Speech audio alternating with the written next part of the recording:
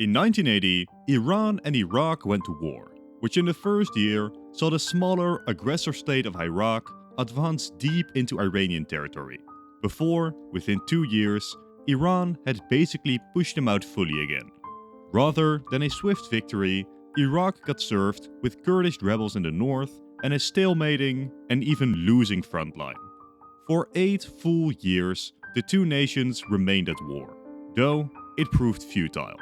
By the end of it, the two sides basically signed a white peace, both claiming victory. But by the end of it, Iraq was now bankrupt. So they did the logical thing and invaded their smaller, energy-rich neighbor, Kuwait. Big mistake. Huge. Soon, America and allies came to the region and they completely wiped the floor with the supposedly best army of the region. Not quite the best decade for the psychopathic dictator Saddam. So, what caused the Iran-Iraq war? Well, Iran used to be an empire ruled by a Shah, but for a variety of reasons I won't elaborate on for the sake of time, a revolution would topple his regime in 1979. This revolution would then be seized by the radical Shiite ulema led by Ruhollah Khomeini. This revolution completely transformed the face of the Middle East. Iran went from a pro-Western monarchy to a frankly anti-everyone regime planning to now export their way of Islam and theocracy to the rest of the Middle East. But for Saddam Hussein, the dictator of Iraq, this was the perfect opportunity. Iraq had long sought to become the dominant power in the Middle East and the hegemon of the larger Arab world. But up to this point, this had been impossible.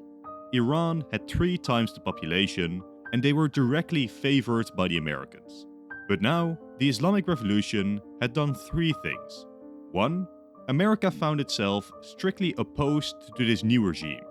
2. Sudden revolution isn't usually good for the military capabilities of a nation. 3. There was now a real fear that Iran would try to spread their new ideology, and to be fair, in this last point, Saddam was probably correct.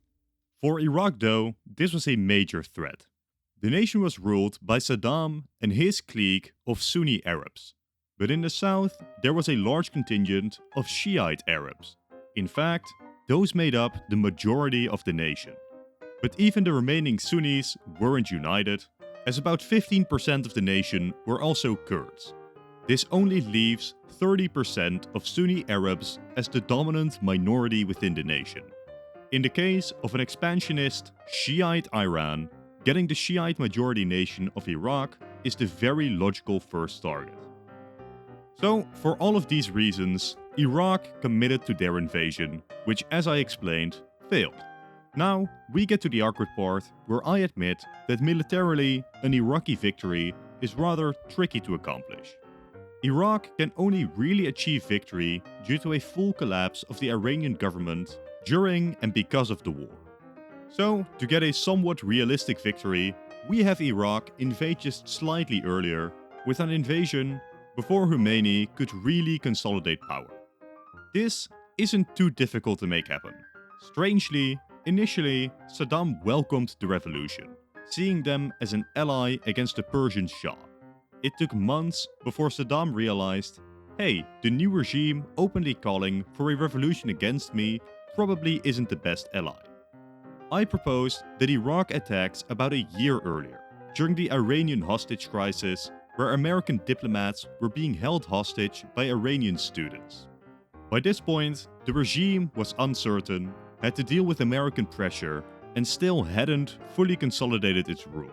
This would quite likely help significantly with the initial Iraqi pushes.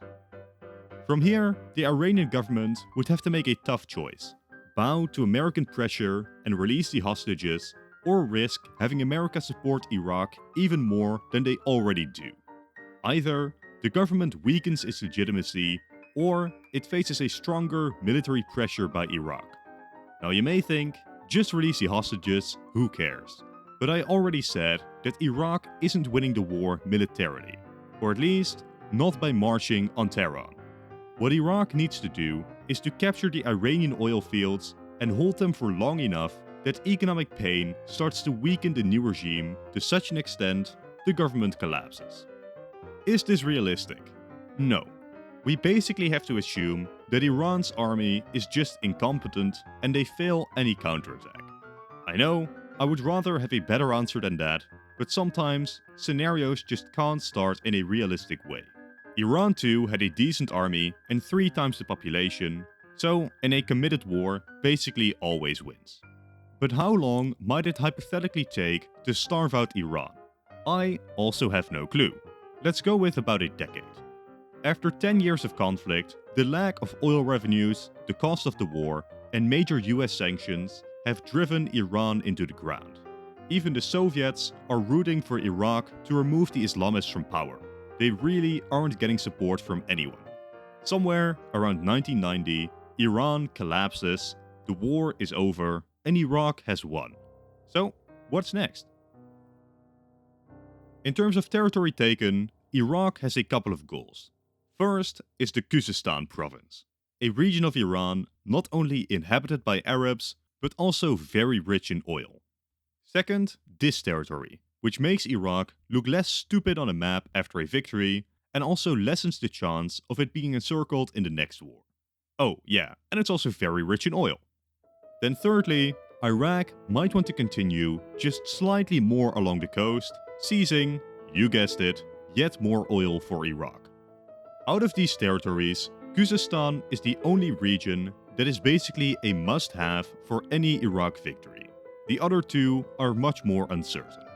It doesn't really matter too much for the rest of the scenario, but let's just say Iraq takes this as a compromise. I'm sorry for the quick intermission, but by far most of you aren't subscribed. To keep up to date with all the latest releases, consider doing so. Thank you.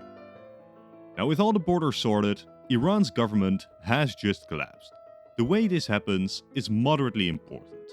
If it's an internal coup against a religious government, a new, likely Republican Iran will be established to shape their new government in the post-Cold War world. It is also possible, though significantly less likely, that Iran falls into more of a full-scale civil war, with minorities fighting for their independence, though I wouldn't have much hope for their success.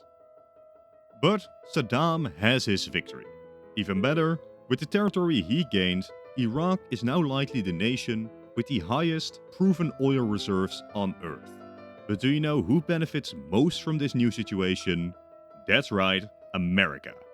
For America, this outcome is awesome.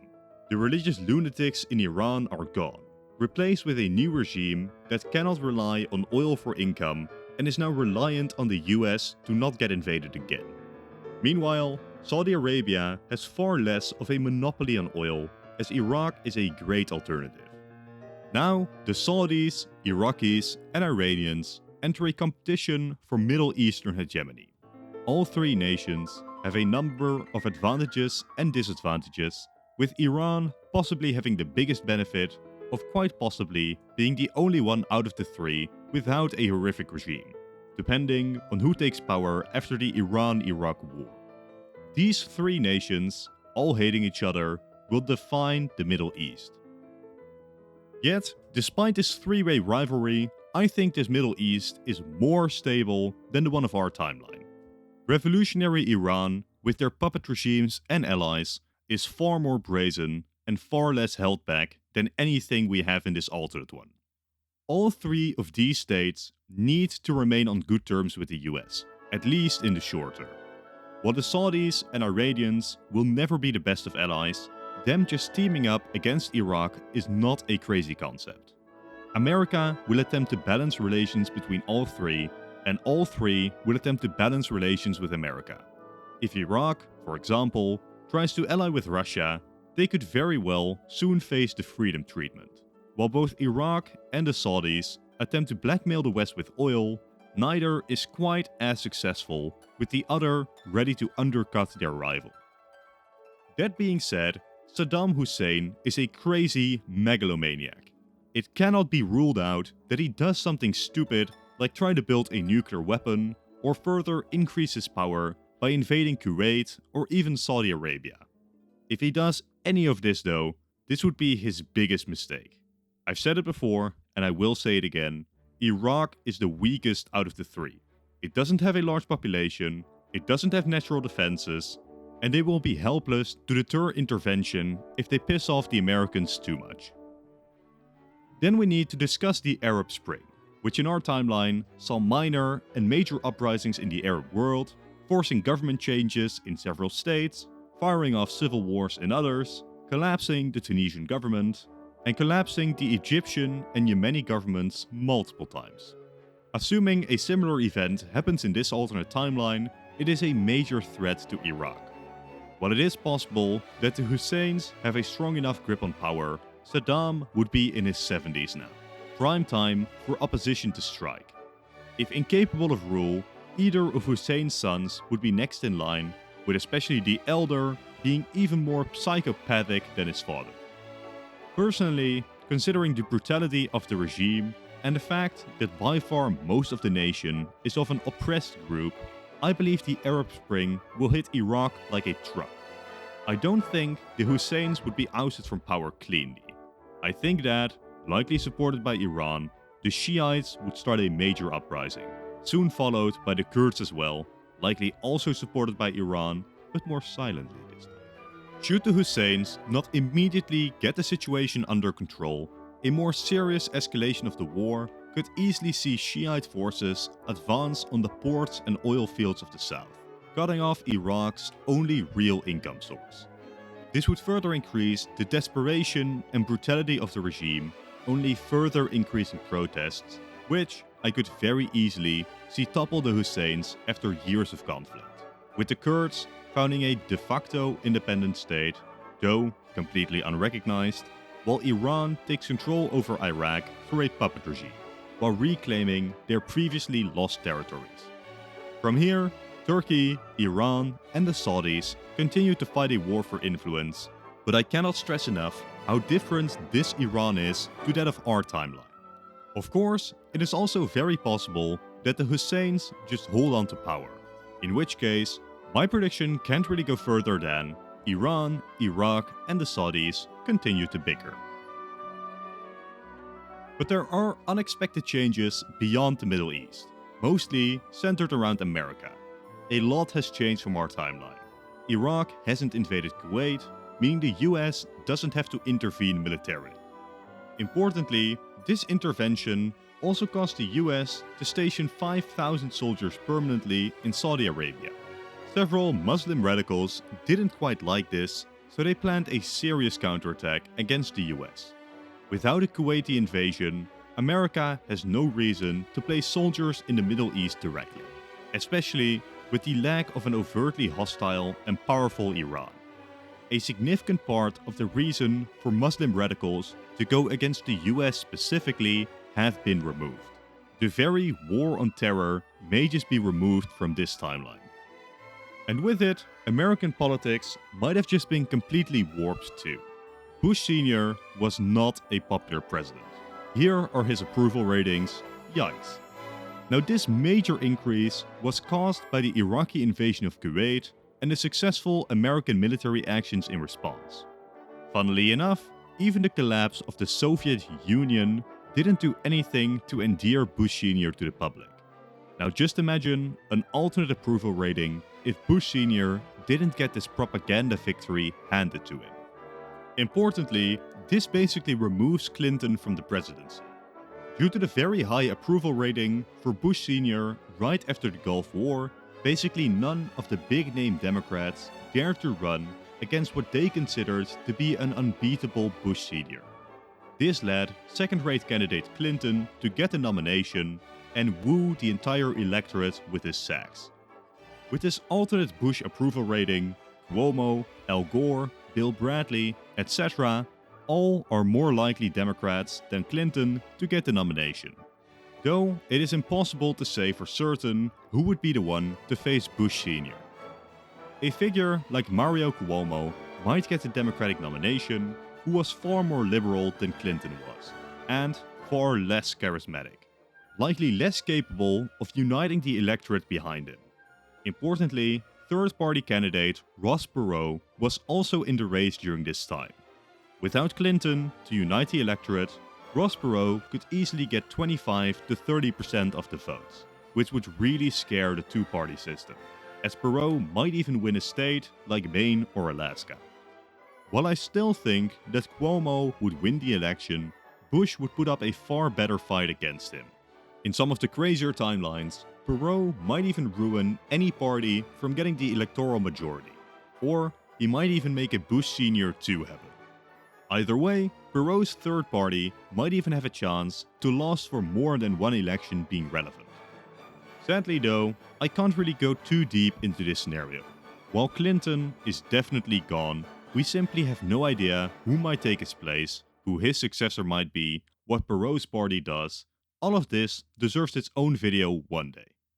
My point here is that American politics are definitely seriously changed. To illustrate a bit, and remember, this is not likely, let's return to some normalcy and discuss potential changes by assuming Clinton still wins 92 and 96, after which Bush Jr. tries to run in the 2000 election. This election is notorious for how close it was.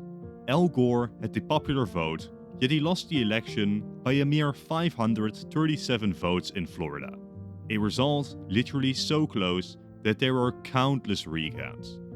Now, while this Bush Sr. approval rating change is minor, really minor, I don't think that it's a crazy concept to suggest that Bush Jr. is just that slight bit more unpopular, that around 1,000 people in Florida vote for Al Gore instead, netting the Democrats the win in the 2000 election. By this point, the entire world as we know it is gone. Not only do we have a Middle East where America continues to only involve itself in diplomacy and limited engagements rather than full interventions, we also have a totally different course of politics within the US, as Al Gore puts climate on the internal and international agenda earlier. It cannot be understated how much 20 years of pointless conflict continents away have impacted America and the world. An Al Gore presidency will get its own video one day, but without the war on terror, the 2000s are basically a continuation of the roaring 90s, whichever president is in charge at this point. If it is Gore, he likely doesn't do much to radically change the US, though a couple treaties about climate change are signed far earlier than in our timeline, which is a push in the right direction, starting the conversation earlier. But sadly, Al Gore doesn't save us from climate disaster. The Great Recession almost certainly still happens as well, and now this is the great cutoff point for the modern day. The age of American unipolarity and great optimism doesn't end with terror and military action, but due to economic factors. Now, assuming that Al managed to get 2 terms, the Democrats received the blame for the crisis, giving the presidency to whoever the Republicans put forward, let's just say John McCain, like in our timeline. Unlike the Democrats of our timeline, if the Republicans are in power, they don't blame the crisis on deregulation. While they do plan short-term measures to help out homeowners and lowering taxes, far less is done to fundamentally reform the market. Instead, they trust that the free market will manage to bounce back. The long-term economic success of this is difficult to predict, but I want to conclude with a very big point about alternate US politics. If we assume this line of presidents, with McCain getting 2 terms as well, it is almost certain that Trump never becomes the Republican candidate. The feeling of abandonment and isolationism would be much less severe without 20 years in the Middle East. But most importantly, the Republicans had just been in power for 8 years, which usually means that the other party will get the presidency this time around. In such an alternate timeline, the Republicans wouldn't have to deal with 8 years of Obama, nor the 2 massive electoral losses that they faced at the hands of the Democrats. The Republican Party remains far closer to what it was in the 90s and doesn't turn to an outsider like Trump, like in our timeline. All in all, the world of the modern day would be far tamer. The Middle East more peaceful, even if Iraq did explode, America's feelings of isolationism far less severe. The internal divisions in American politics running far less strong, and the nation being far more united. And all that because one horrific regime on the other side of the world managed to defeat another decades ago. For now though, this is the end of the video. Thank you all for watching, and consider leaving a like and a comment, as well as subscribing. If you've enjoyed the video, click the video on top to watch another in this series. If you've already seen it, I'm sure the bottom video is great too. Once again, thank you all for watching, and goodbye.